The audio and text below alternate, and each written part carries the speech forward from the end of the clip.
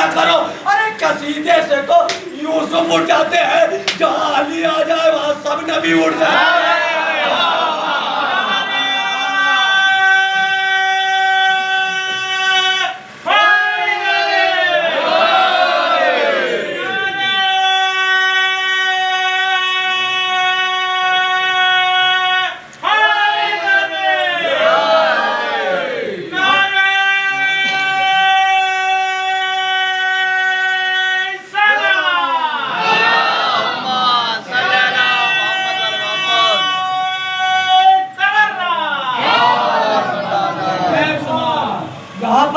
علی آ جائے وہاں سارے انبیاء کھڑے ہو جاتے ہیں.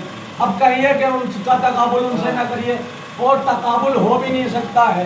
آپ کرنے کی بات تو چھوڑیے, تقابل ہو بھی نہیں سکتا ہے. خالق اور ہوتا ہے اور مخلوق اور ہوتا ہے. صلوات پڑھے پر محمد کردار نہ ٹھیک ہو تو قوم کبھی سیدھے راستے پر نہیں چلتی ہے. اور اس انتظام کا کوئی سرداری صحیح نہیں ہے. صلوات پڑھے پر محمد.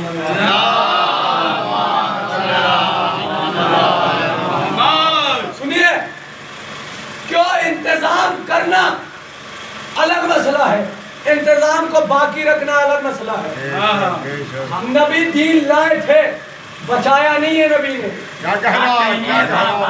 نبی دین لائے تھے, غدیر میں آ کے مکمل کر دیا, لیکن بچایا امام حسین نے ہے. اور بچانے کے لیے کیا کرنا پڑا ہے؟ جلا دیا امام حسین نے, قربانی دی ہے. ہر چیز قائم کرنا ایک الگ مقصد ہے, لیکن اس قائم کو برقرار رکھنا ایک الگ مقصد ہے. کیونکہ میں نے عرض کیا, جس قوم کا سالار نہیں ٹھیک ہو وہ قوم کبھی راستے میں نہیں چلتی. اور کیا ہوا کہا تو قرآن کا واقعہ میں آپ کو یاد دلاؤں. ایک وادی سے جناب سلیمان گزر رہے تھے, اور وہ وادی کس کی تھی؟ چوٹیوں کی وادی تھی. چوٹیوں کی وادی تھی. اس چوٹیوں کے سردار نے کہا, اے چوٹیوں اپنے اپنے بلوں میں چلے جاؤ, اپنے اپنے بلوں میں چلے جاؤ. گا کیوں؟ کہا ابھی سلیمان کا لشکر آ رہا ہے. کہا سلیمان کا لشکر آ رہا ہے تو کیا ہوا؟ کہا وہ آئے گا, تمہیں کچل دے گا, تمہیں کچل دے گا, اور تم مٹ جاؤ گے, تم برباد ہو جاؤ گے. جیسے ہی جناب سلیمان آئے, نبی تھے نا, چیٹی کے سردار کو ہاتھوں پر اٹھا لیا.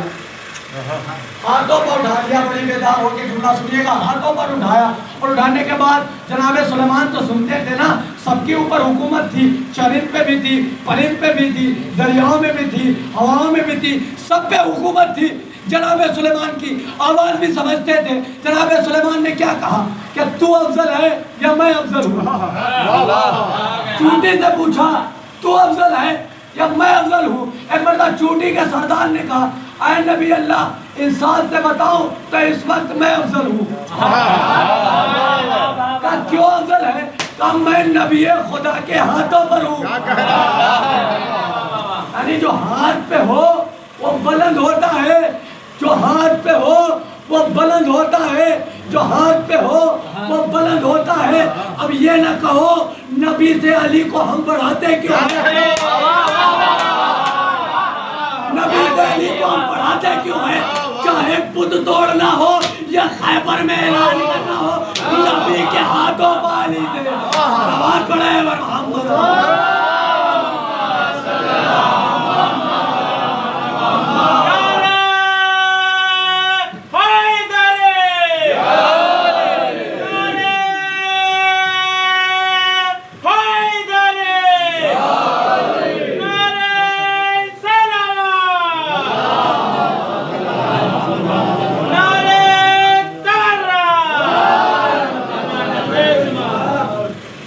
نبی کے ہاتھوں پر علی تھے, اور وہ نبی, یہ علی وہ ہے جو ہر نبیوں کی مدد کرتا ہے.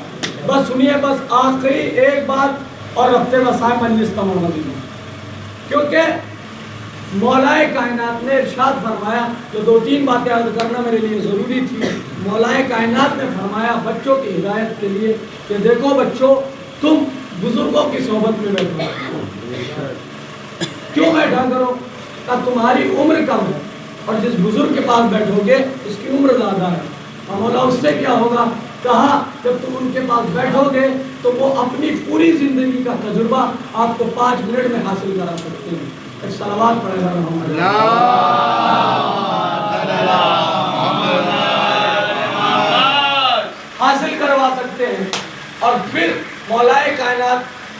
والدین کے لیے فرماتے ہیں. جو 2-3 حدیثیں میں نے ذہن میں ہیں وہ آپ تک کے لیے پہنچانی ہے.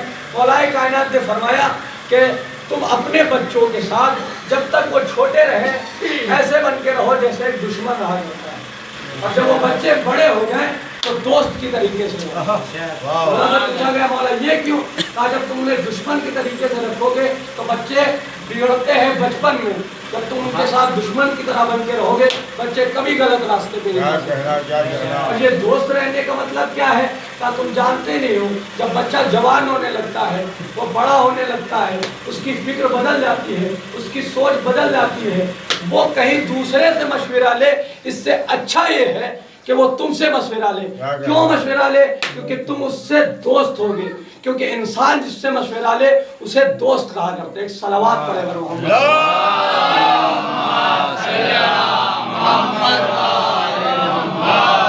اور جب تم باپ ہونے کی حیثیت سے اسے مشورہ دو گے تو ایک اچھا مشورہ دو گے، کیونکہ یہ میرا بیٹا ہے تاکہ یہ اچھی پوسٹ تک جائے، اچھے کامیابی تک جائے. یہ ایک ماں باپ کا فریضہ ہے، کیونکہ ماں باپ کے فریضے میں اللہ نے یہ رکھا کہ بیٹے کا خوبصورت نام رکھے اور اس کی اچھی سی تربیت کرے، اسے اچھے سے پڑھائے. یہ ماں باپ کے لیے ضروری ہے. اور پھر بیٹے کے لیے جو ضروری ہے وہ آپ سنتے چلے آتے ہیں کہ ماں باپ کی اطاعت واجب ہے. ماں باپ کی اطاعت واجب ہے. اللہ کے بعد، نماز کے بعد، روزے کے بعد، حج کے بعد، خمس کے بعد اگر جو انسانوں پر کوئی چیز واجب ہے وہ والدین کی اطاعت واجب ہے. والدین کی اطاعت واجب ہے. دیکھیے بات ہی ایسی ہے کہ مجھے مجبوراً کہنا پڑ رہا ہے کہ اطاعت واجب ہے، اتنی ہی واجب ہے جیسے نماز واجب ہے، جیسے روزہ واجب ہے، جیسے حج واجب ہے. تو کیا مطلب؟ کہ اگر حج نہ کیا تو اس کی قضا بذا لانا پڑے گی. نماز نہیں پڑھتے تو آپ کو اسے بھگتنا پڑے گا، چاہے جیسے آپ اگتے، چاہے وہاں اگتے، چاہے یہاں کسی قضا پڑھوائیں، لیکن آپ کو نماز کی قضا کرنی ضروری ہے. کیونکہ اگر واجب چیز کو چھوڑا جائے تو اس کے فعل میں یا تو اس کی قضا کریے، اور یہ جو واجب چیز کو چھوڑے گا وہ حرام کام کر رہا ہے. صلوات پڑھے بر محمد.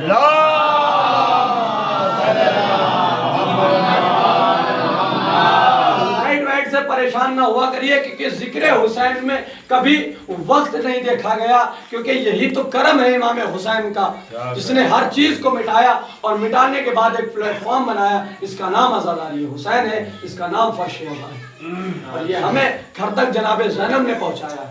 عزیزوں میں عرض جو کر رہا تھا وہ والدین کی بات کو عرض کر رہا تھا کہ والدین کی اطاعت واجب ہے. کیونکہ اس کے لیے اللہ نے کہا اگر مجھے سجدہ کرانے کے بعد اگر کوئی اور بات کا حکم ہوتا تو میں عورتوں کے لیے یہ کہتا کہ وہ اپنے شوہروں کو سجدہ کریں، اور بیٹوں کے لیے یہ حکم دیتا کہ اپنے باپ کو سجدہ کریں. کیوں؟ ایسا کیوں ہے؟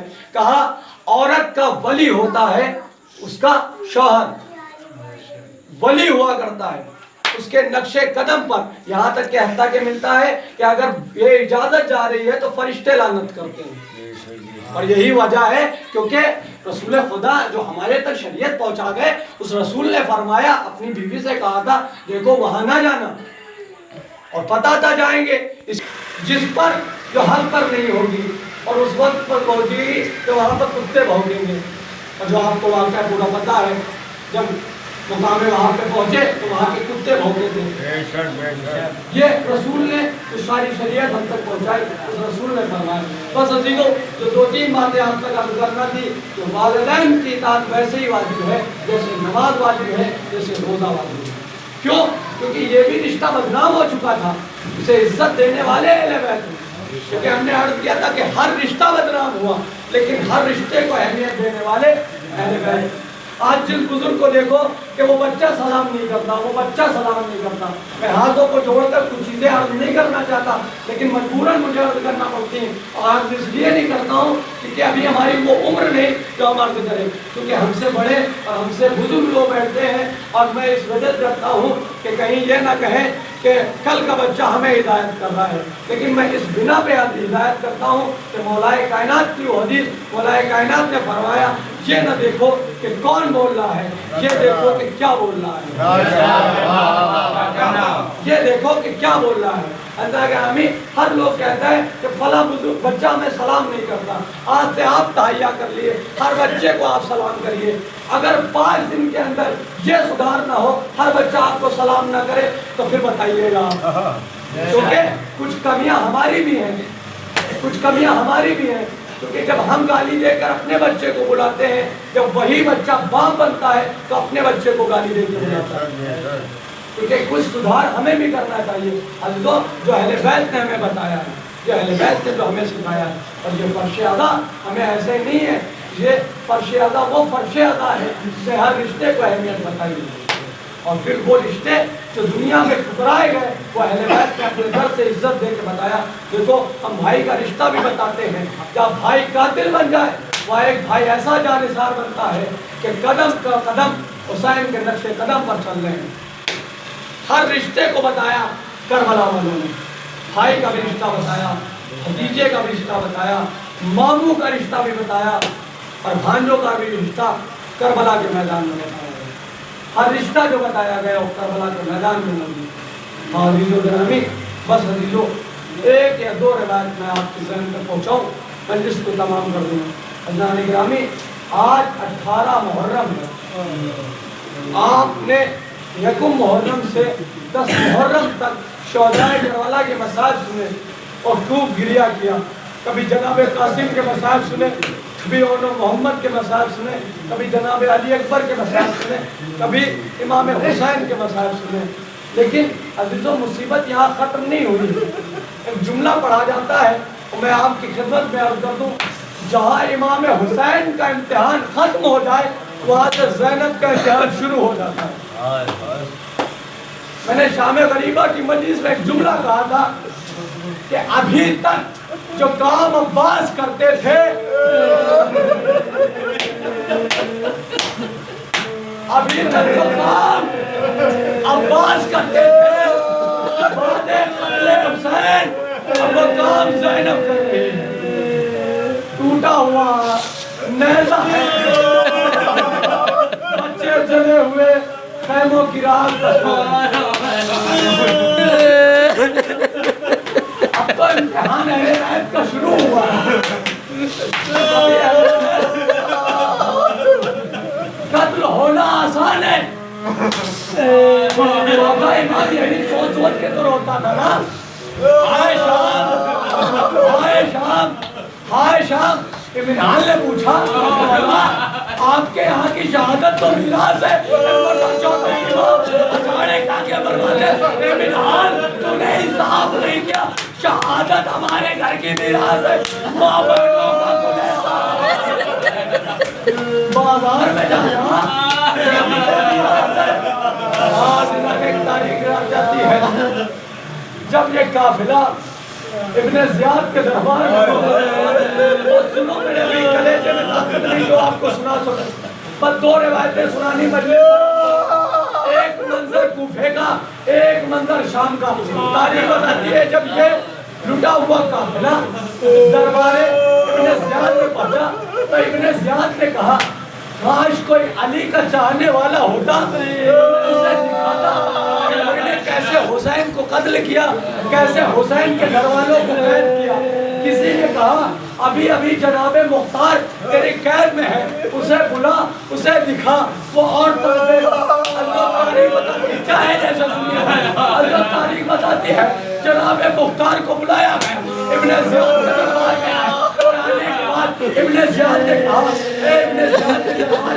ابن زیاد نے کہا اے مختار علی کے شیعہ ہو، علی کے شیعہ ہو، ہمارا امام کو میرا امام حسین ہے، اگر تمہیں حسین کو اس دربار میں دکھاؤں، کہا وہ میرا مولا حسین، کہا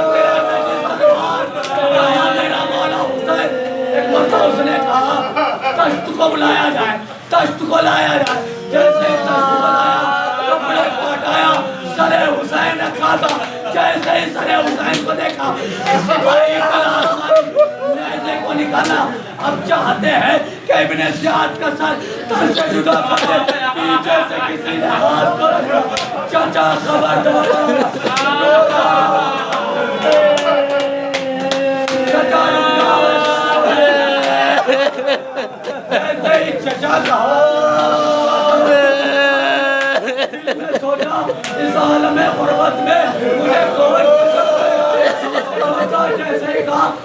कौन हो? कहा मैं वक्त का चौथाई बड़ा पुकार करना चाहते हैं। बड़ा वक्त का इमाम कहता है चचा मुड़ना नहीं, मैं अकेले नहीं, अली की हमारे साथ आए, जिसके सर पर मैं अकेला नहीं आया, मेरे साथ अली की बेटियां आई हैं, जिनके सर पर आजीजों मंजर शाम का बस रिवायत सुनो, मैं मजलिस तमाम कर रहा हूँ। जब ये काफिला जब शाम के दरवाजे पर पहुंचा ना तो काफिले को रोक दिया गया। ए बेटा सैयद दरजान, काफिला आगे क्यों नहीं बढ़ता? काफी अम्मा अभी दरबार सजाया जा रहा है, अभी तमाशाई बुलाए जा रहे हैं, औरतें आने लगी, आदमी आने लगे। तारीख बताती है जब दरबार सज गया ना, दरबार जब सज गया ना तो शिव ताजियाने को लहराता, शिव ताजियाने को लहराता चौथे इमाम के पास आया और आने के बाद कहता है सज्जाद आगे बढ़ाओ, दरबार में ले चलो। जैसे ही इसने ताजियाने को लहराया, एक मरतबा जनाबे ज़ैनब ने कहा ये हमें मजबूर समझते हैं, ए कुलसूम इधर आओ, ए रुकैया इधर आओ, ए उम्मे लैला इधर आओ, ए अम्मा फिजा इधर आओ, हम दुआ करेंगे, तुम आमीन कहो। ऐसे ही दुआ की, हाथ बुलंद किए, नेज़े पसरता ज़ैनब ने पूछा भैया